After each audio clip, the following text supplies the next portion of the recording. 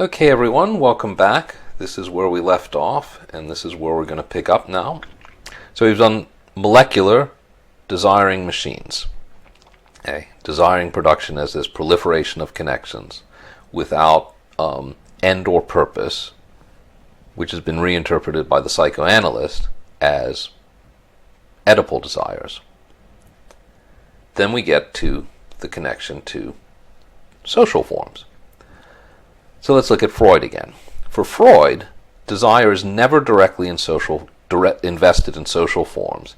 It instead comes by way of repression.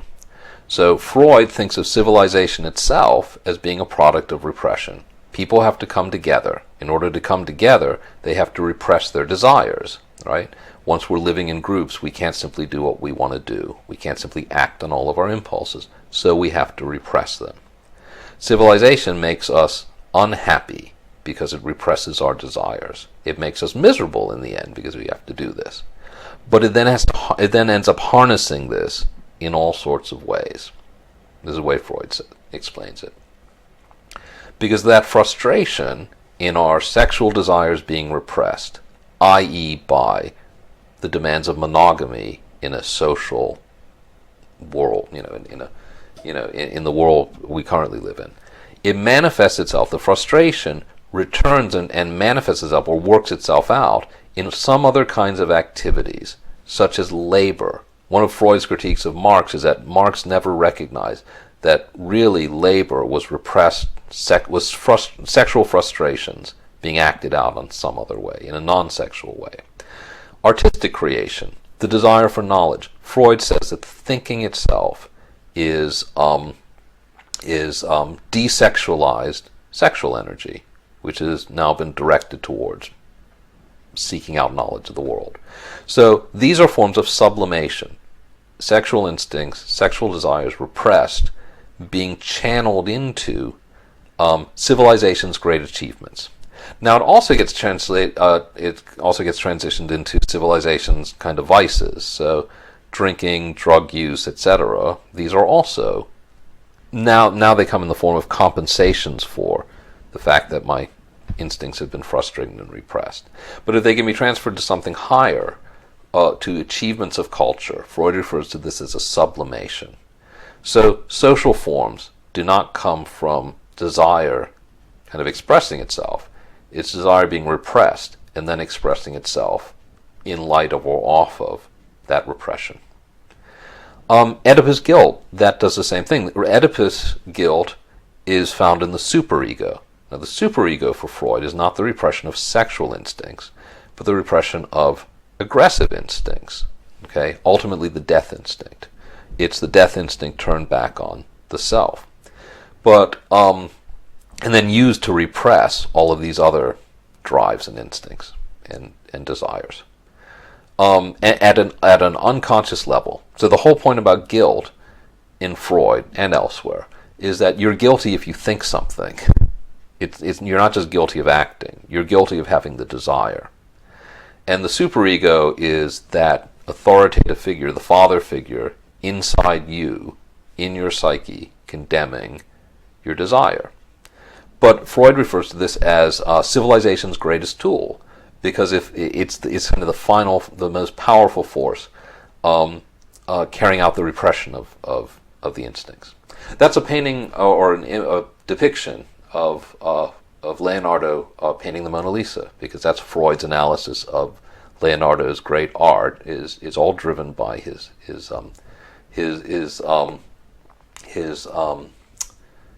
sexuality and its repression, which kind of sublimates itself. Now that's not Deleuze and Guattari.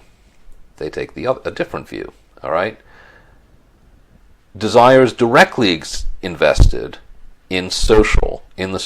So desiring production, as they write, is one and the same thing as social production. It is not possible to attribute to a special form of existence to desire a mental or psychic reality that is presumably different from the material reality of social production. Okay? So they're the same thing.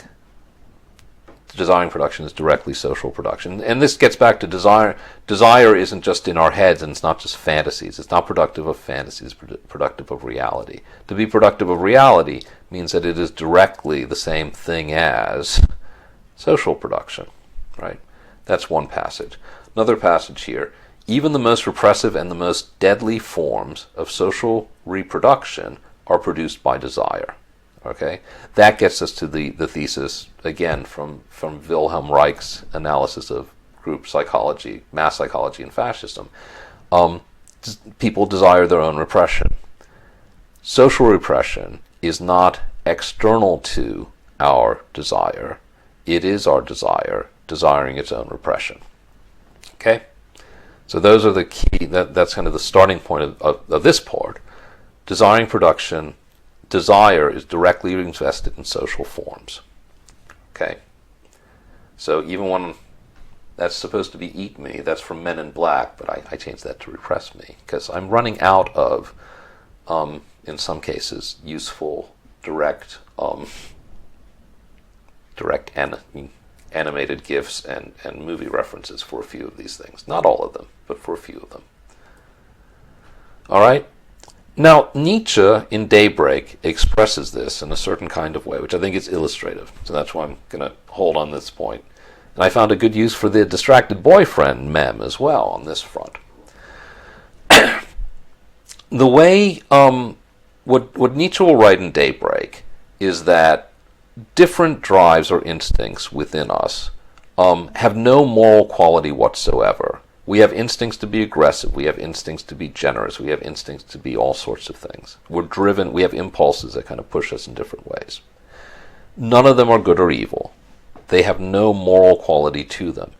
They are baptized good or evil, depending upon what has become dominant, what drives have become dominant at a social level.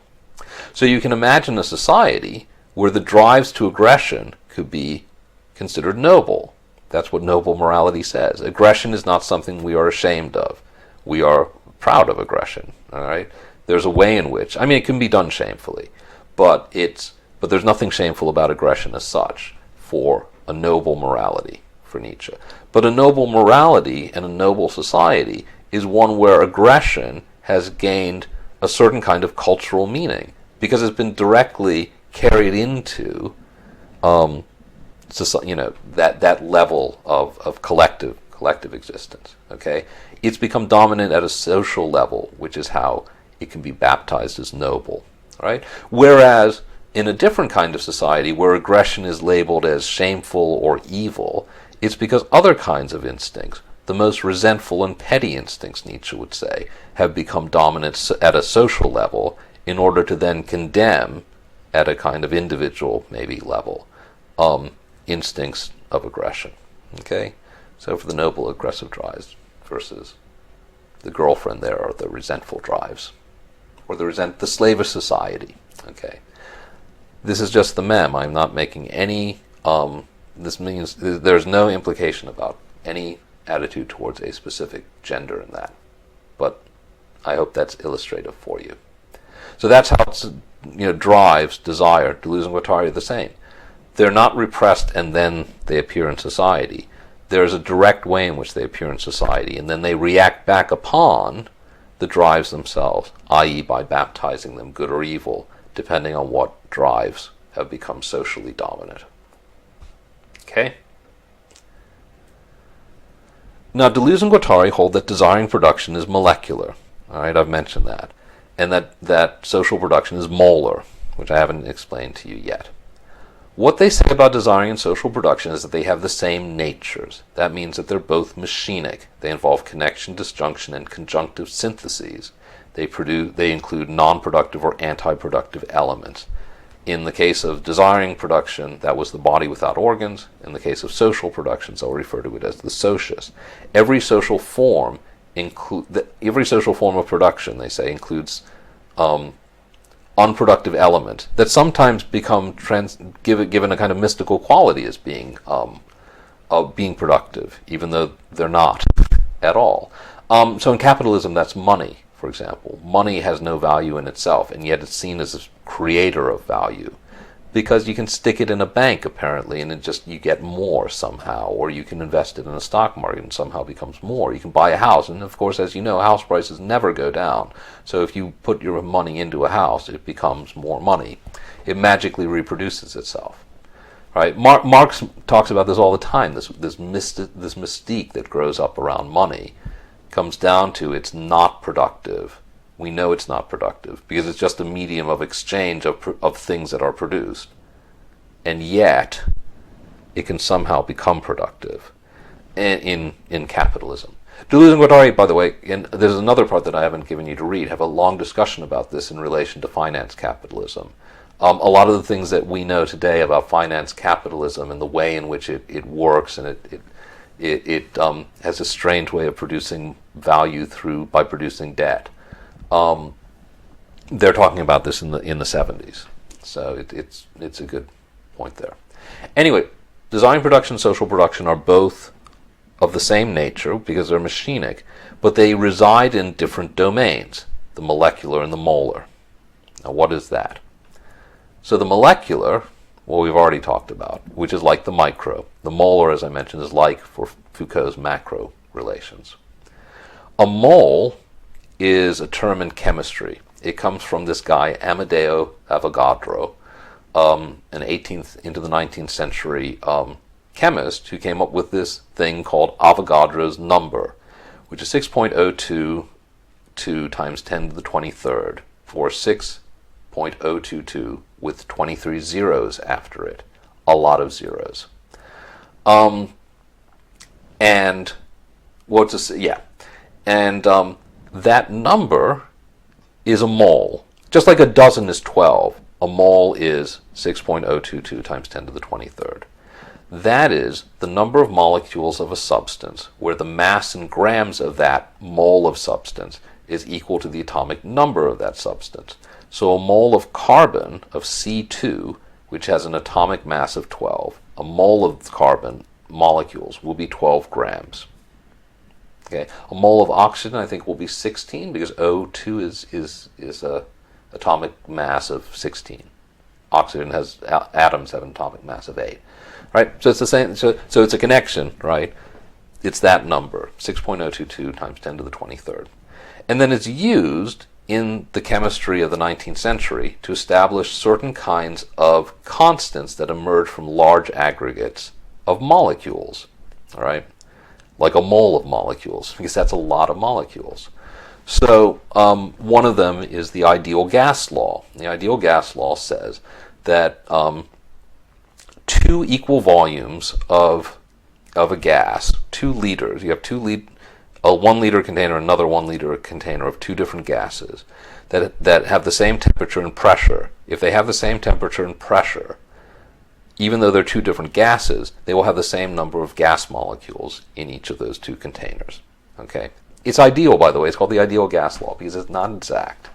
But it's meant, and the way you can demonstrate it is you can look at the mass of the two gases and determine from that how many molecules there are of each gas, because of this connection, Avogadro's number, between the atomic mass and the weight, the mass in grams. Okay, but this is the point. A mole is a big number of molecules. That's why molecular molar. At a certain level, when you get enough molecules, there are constants that emerge in their behavior. Social production is design production under the laws of large numbers, as they put it. Okay? So you have design production, which is fluids and the way in which they are fluids, impulses, flows, all right, and the ways in which they're cut and redirected and so forth. But then there's this aggregate level in which constants emerge according to the laws of large numbers.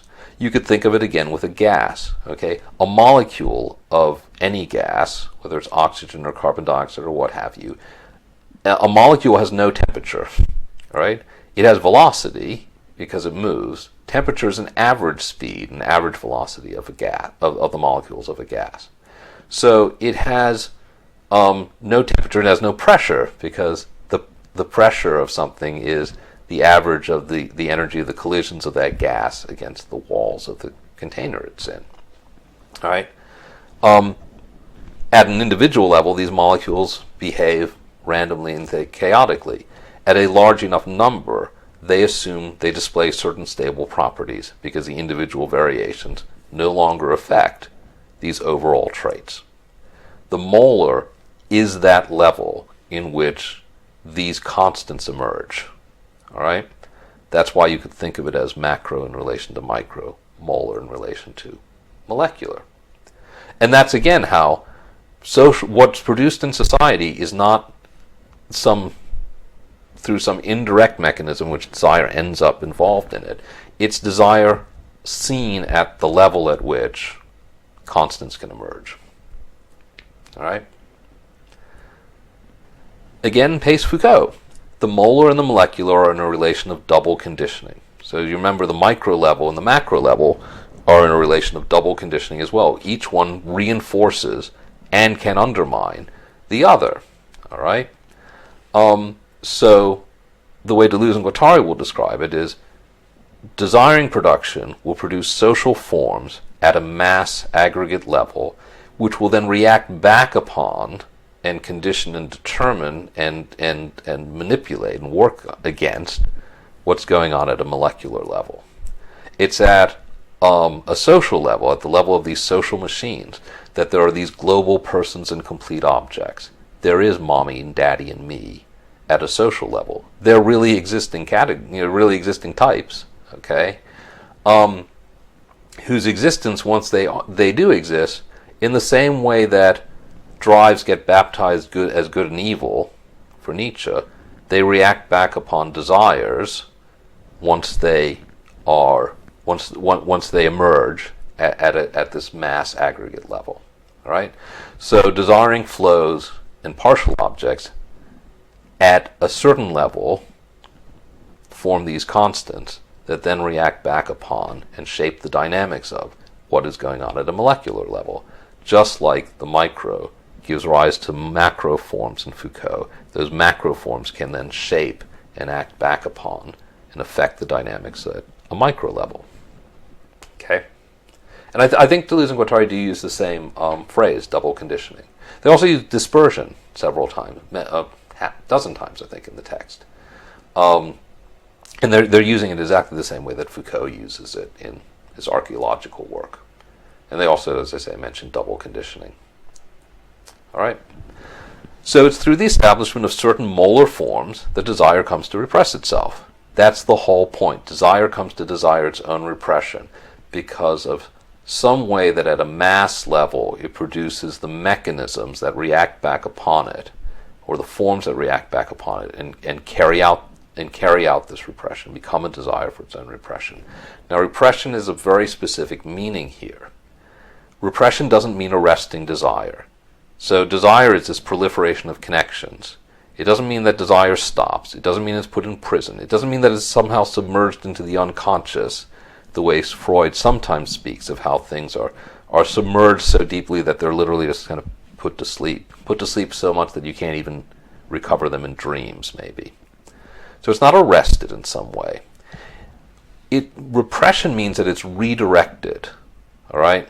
So you have this desiring force, which is a force of connection, which is going to be redirected in some kind of way so that it kind of circles around lacks and lost objects. And that's what's going to introduce patterns of neurosis. Okay, neurosis for Freud is the return of the repressed.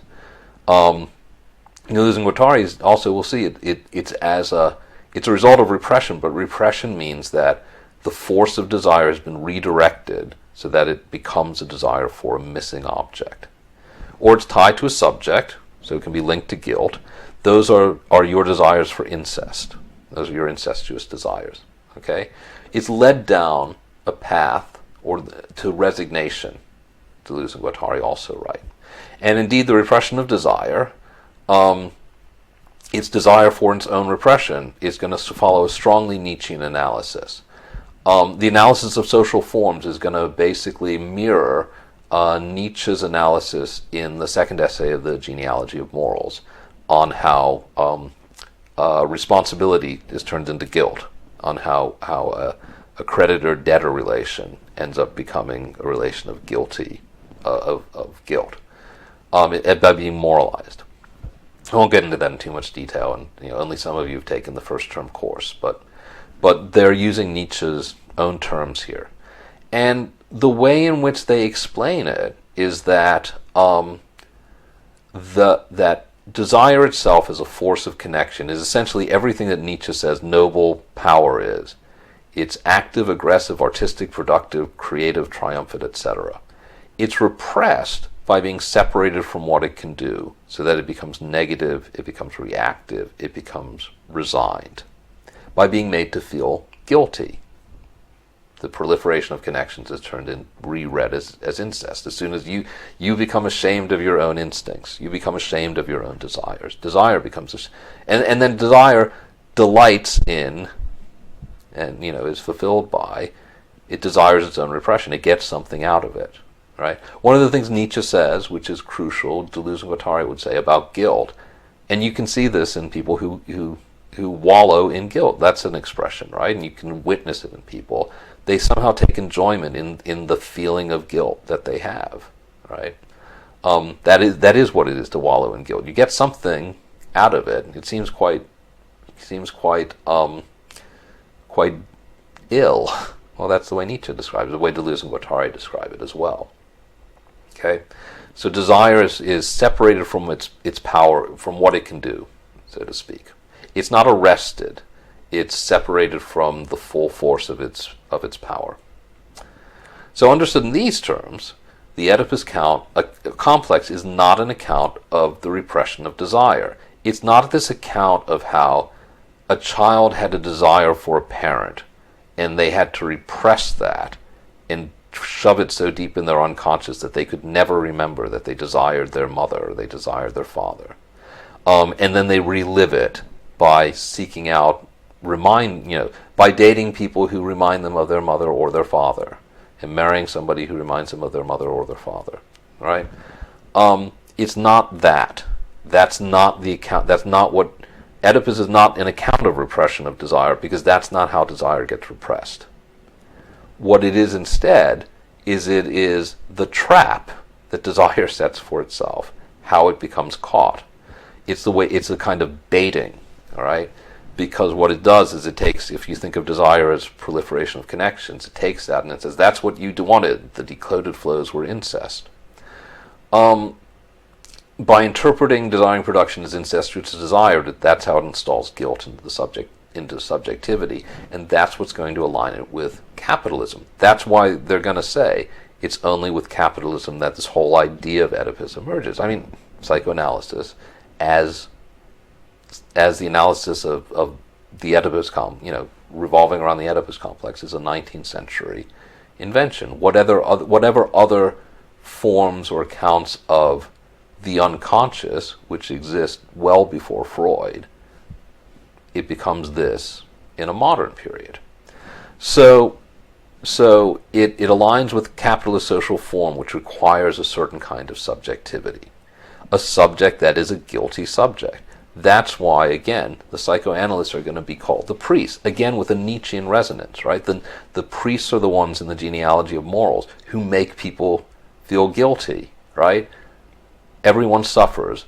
Everyone asks for a reason for their suffering. A priest says, you are the reason you suffer. You're the cause of your suffering.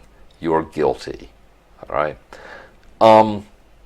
And that's the third essay of the genealogy, for those of you who recall that. Psychoanalysts peddle guilt. They're the peddlers of guilt for a secular age. They are the way a priest sees things, as the passage there says. So they don't diagnose neurosis so much as they create it. And what is neurosis? It's the exact same thing as Nietzsche's ressentiment, they say. It's an illness that consists of making other people ill. That's how it works. All right? I guess it's virus-like, right? It entirely works by spreading and making other people ill. Right? That's how it proliferates. So let's go on to the social machine and capitalism now. It's a good time to go. This might be a good time to take a break. All right, I think I'll do it this way. We'll do this in smaller parts, which at the moment is up to part 5. Let's go back, take a break. Let's pick up with the next part.